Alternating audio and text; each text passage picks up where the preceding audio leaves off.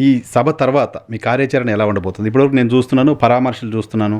ఏమైనా particular incident ఉంటే అక్కడికెళ్ళి అపీర్ అవ్వడం చూస్తున్నాను. అలా కాకుండా పార్టీగా కార్యాచరణ, పార్టీగా నిర్మాణం, పార్టీ సిద్ధాంతాలు జనాల్లోకి తీసుకెళ్ళడం, వీటికి సంబంధించి ఏం ఆలోచన చేస్తున్నారు? ఖచ్చితంగా బీసీ సింహగర్జన కార్యక్రమం తర్వాత పార్టీ నిర్మాణమే ప్రధానంగా ముందుకెళ్తున్నాము. ఇందులో భాగంగా బీసీవై భరోసా యాత్ర మొదలు పెడతామని ఇప్పటికే ప్రకటించడం జరిగింది.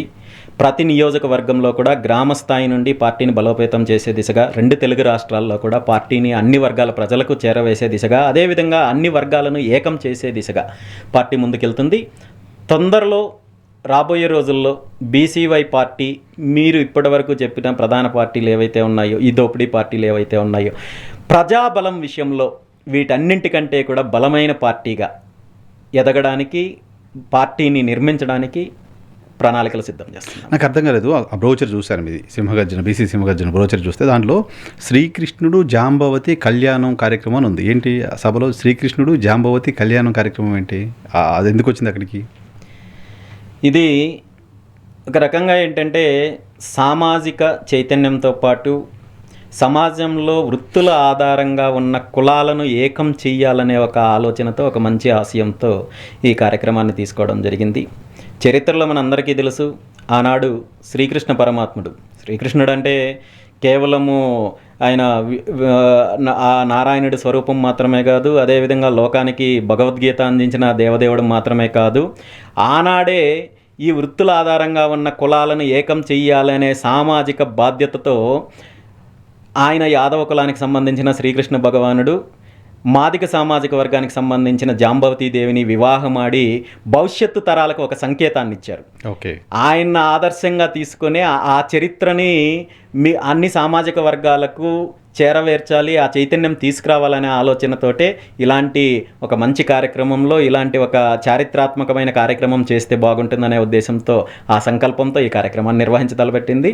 ఖచ్చితంగా ఇది చరిత్రలో ఇప్పటి వరకు ఎక్కడా జరగని విధంగా అంగరంగ వైభవంగా ఈ కార్యక్రమాన్ని ఈ 2 తెలుగు రాష్ట్రాల యొక్క ప్రజల ఆధ్వర్యంలో, ప్రజల యొక్క సమక్షంలో జరుగుతుంది. రాధాకృష్ణుల కళ్యాణం ఇప్పటివరకు తెలుసు మనకి. సో జాంబవతి కృష్ణుడి కళ్యాణం ఇప్పుడు చూడబోతున్నాం.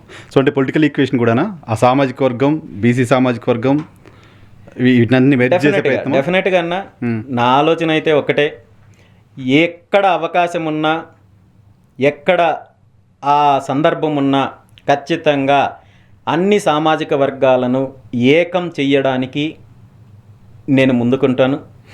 BCY party ముందుంటుంది. దానికి సంబంధించి ఎక్కడ దీన్ని నేను కల్పించడమో లేదంటే క్రియేట్ చేయడమో అయితే కాదు, చరిత్రలో ఉన్నదాన్నే నేను చేస్తున్నాను. సో ఖచ్చితంగా దానివల్ల సామాజికంగా కూడా మంచి ఫలితాలు ఉంటాయని ఆశిస్తున్నాను. సో శ్రీకృష్ణుడు మొదలుపెట్టిన సామాజిక న్యాయాన్ని ఆంధ్రప్రదేశ్ రాష్ట్రంలో రామచంద్ర యాదవ్ మళ్ళీ ముందుకు తీసుకుపోబోతున్నాడు. రైట్, ఖచ్చితంగా చరిత్రలో ఉన్నదాన్నే నేను చేస్తున్నాను. శ్రీకృష్ణుడు మొదలుపెట్టిన ఇనిషియేషన్ అది కైండ్ ఆఫ్. డెఫినెట్గా ఇంకా చరిత్రలో మనం తీసుకున్నట్టయితే గుర్రం జాషువా గారు ఉన్నారు, సామాజికవేత్త. ఆయన యొక్క తల్లిదండ్రులు తీసుకుంటే కూడా తండ్రి యాదవ సామాజిక వర్గము, అదేవిధంగా తల్లి మాదిక సామాజిక వర్గం. సో ఇది చరిత్రలో ఉన్నదే. దీన్ని ఎవరైతే ఈ కుట్రలు చేసి పార్టీలు, నాయకులు సామాజిక వర్గాలుగా విడదీసి, మీరు తీసుకున్నట్టయితే ఇప్పుడు కూడా చాలా గ్రామాల్లో దళితులు కావచ్చు, బీసీలు కావచ్చు, వరుసలు పెట్టుకొని పిలుచుకునే ఆచారం ఉంది. మామ, బావ, బామరది అంటూ పిలుచుకునే ఆచారం ఉంది. దాన్ని రాజకీయ పార్టీలు రాజకీయాలు చేయడం కోసం కొంతమంది కుట్రదారులు ఒకరిలో ఒకరు విభేదాలు సృష్టించి విడగొట్టే ప్రయత్నం చేస్తున్నారు. కాబట్టి మేము కలిపే ప్రయత్నం చేస్తున్నామన్న, అందులో భాగంగానే ఈ కార్యక్రమం తీసుకోవడం.